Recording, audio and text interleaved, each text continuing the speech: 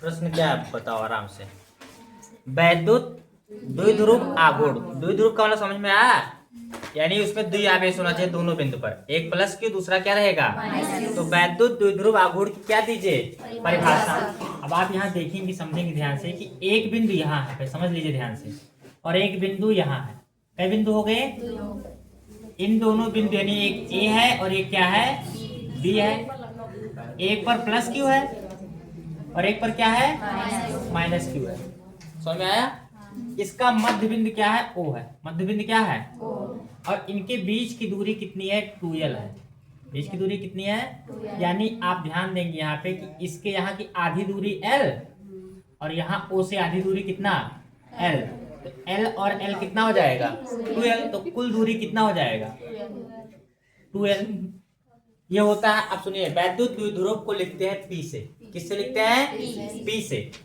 यहाँ लिखेंगे P बराबर, क्या लिखेंगे P बराबर, देखिए दूरी कितना है 2l, यहाँ लिखेंगे 2l इंटू आवेश कितना है कौन सा Q, आवेश कितना है, तो लिखेंगे P बराबर 2ql लिखेंगे। ये है आपका विद्युत द्विध्रुव आघूर्ण। तो इसमें क्या लिखा था कि वैद्युत द्विध्रुव आघूर्ण की क्या लिखे परिभाषा।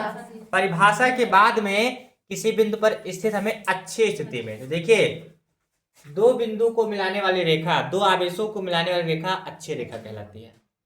किसे कहते हैं अच्छी रेखा, किसे कहते हैं जब कोई दो आवेश हो और उसे जब कोई रेखा मिला दे तो कौन सी रेखा बन जाती है।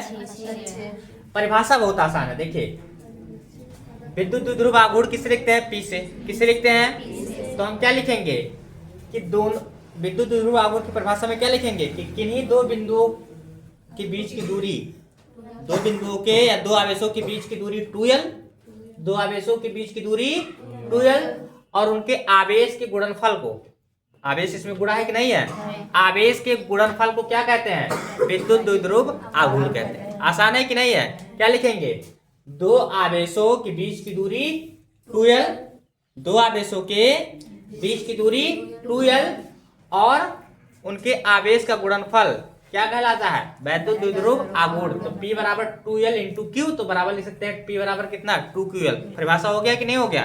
तो परिभाषा के बाद हम स्थिति सिद्ध करेंगे, लिखो इसको।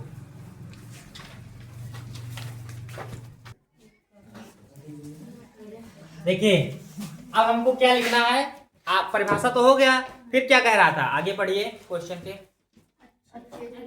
अच्छी स्थिति में आपको हम बता दें, अच्छी स्थिति किसे कहते हैं, दो आवेशों को मिलाने रेखा क्या कहलाती है अच्छी रेखा। इसी रेखा में हमें क्या कह रहा है, किसी बिंदु पर क्या ज्ञात करिए वैद्युत क्षेत्र की तीव्रता। आप ध्यान दीजिए, एक बिंदु यहाँ क्या है O है, यहाँ से स्थित, सुनो कोई बिंदु क्या है P है, इसके आगे E1 है और इसके यहाँ क्या है E2 है। अब देखो केंद्र O से, केंद्र कहां से O से R दूरी पर स्थित कोई बिंदु क्या है P है। बिंदु O से R दूरी पर स्थित कोई बिंदु क्या है P है, जहां हमें वैद्युत क्षेत्र की तीव्रता ज्ञात करनी है। तो आप ध्यान देंगे कि यहाँ Q है, Q है ना, और यहाँ क्या है माइनस Q है, यहाँ प्लस Q, यहाँ क्या है। तो अगर बिंदु B से और P की दूरी देखें, कहां से बिंदु B से कहां की दूरी P की दूरी देखें, P यही तो है ना। अब आप यहां समझेंगे पहले थोड़ा, देखिए कुल दूरी कितना है R है, O से और P की दूरी कितना है R है। अगर हमें B से P की दूरी निकालनी हो तो कैसे निकालेंगे, तो R में से L को हटा देंगे ना, अरे L माइनस हो जाएगा, नहीं समझे। जैसे मान लो अगर ये वो 4 मीटर है और यहां से यहां तक वो 10 मीटर टोटल O से P तक, तो बताओ B से P की दूरी कितना हो 6 ना, क्योंकि 10 में से 4 घटाते नहीं हटाते। तो वैसे टोटल दूरी कितना है R है और यहां से आधी दूरी कितना है L है। तो R में से किसको घटा देंगे, तो R माइनस क्या हो जाएगा L।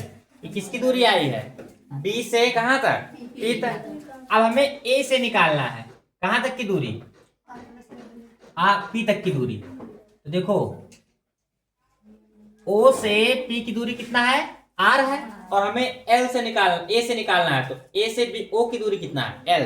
तो आर में एल जोड़ेंगे नहीं जोड़ेंगे, तो यहाँ क्या हो जाएगा, आर प्लस एल, ये हो गया। तो हम क्या लिखेंगे, अब लिखेंगे, पहले हाइट डालेंगे कि किसी बिंदु पर अच्छी स्थिति में वैद्युत क्षेत्र की तीव्रता, पहले हेडिंग बनेगा ना, हमें क्या निकालनी है, अच्छी स्थिति में, कौन सी, अच्छी स्थिति में वैद्युत क्षेत्र की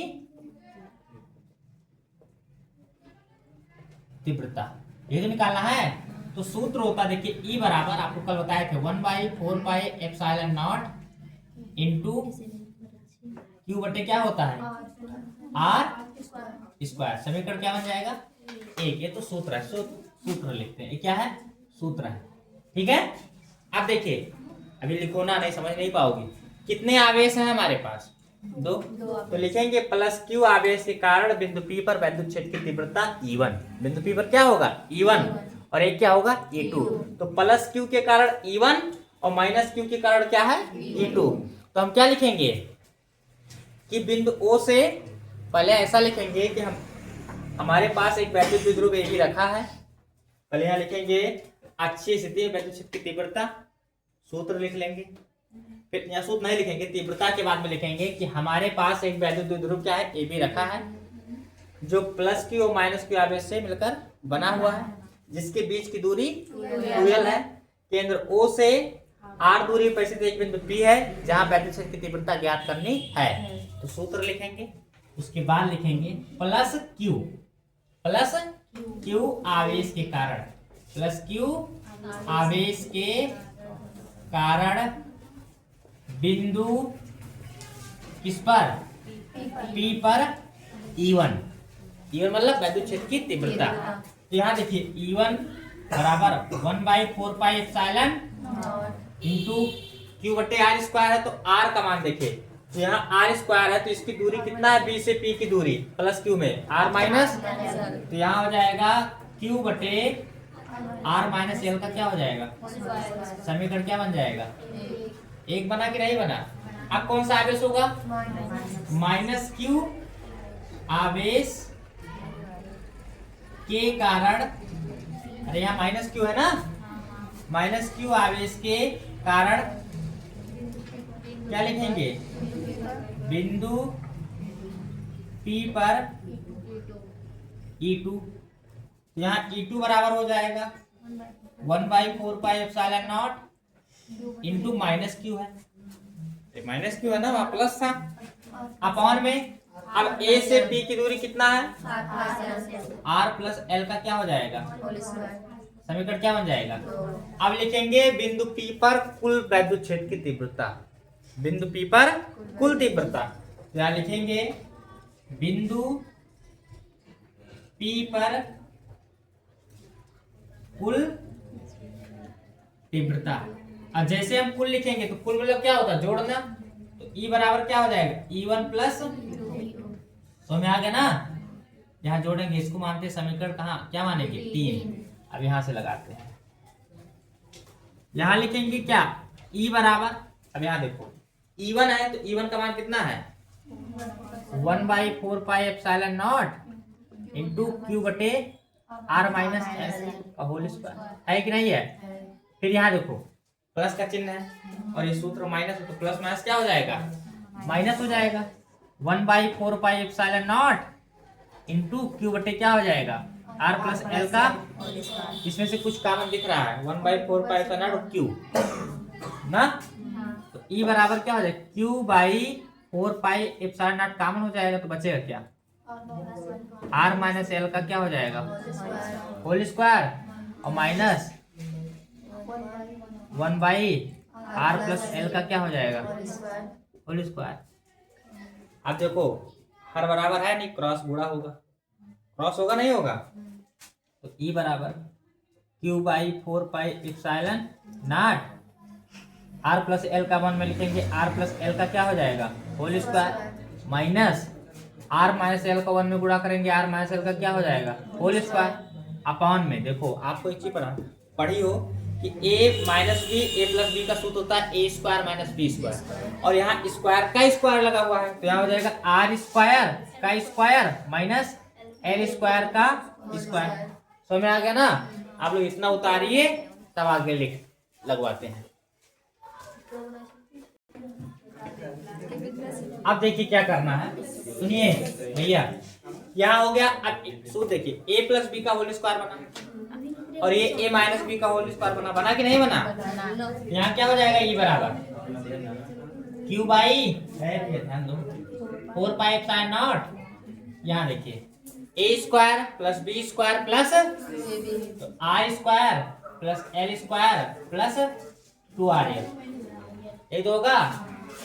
फिर यहाँ माइनस का चिन्ह है, फिर होगा A square plus B square minus 2RL।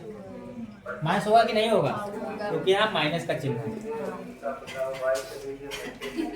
Bracket देखिए ध्यान से, यहाँ देखिए 2 दूनी L4। अब बताओ कौन बड़ा है? देखो आर स्क्वायर की तुलना में एल स्क्वायर बहुत छोटा है, एल की दूरी बहुत छोटी है ना, इसलिए आर स्क्वायर क्या लिखेंगे, बड़ा है किससे, L4 से। तो इसके लिए क्या करेंगे हम, इसलिए L4 को नगण्य मान लेंगे। क्या मान लेंगे? नगण्य मतलब होता है शून्य, जो मान छोटा होता है उसको मान लेते हैं। अब यहाँ देखिए E बराबर Q by 4 pi epsilon naught into R square plus L square plus 2RL है। माइनस से ब्रैकेट होगा, R square plus minus L square minus minus 2RL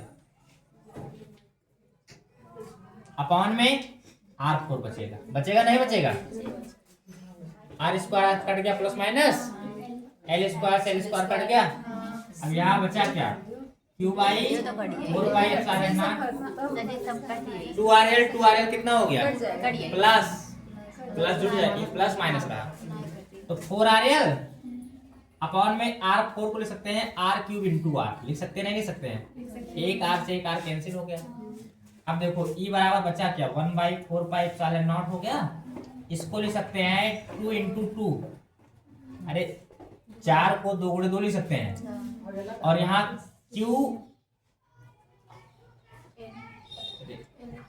Q L है ना, लिख देंगे, अरे क्यू से गुणा है ना, बटे में आर क्यूब। चूंकि अभी हम पढ़े हैं P बराबर क्या पढ़े हैं, 2Q, तो जहां 2QL वहां क्या रख देंगे, तो E बराबर क्या हो जाएगा 1/4 पाई एप्सिलॉन नॉट इंटू 2P बटे आर क्यूब। आ गया न्यूटन बटे कूलम? आया कि नहीं आया? तो यही आपका हो गया, सिद्ध हो गया अच्छी स्थिति में वैद्युत क्षेत्र की तीव्रता। समझ में आ गया ना? ये होता है, लिख लीजिए।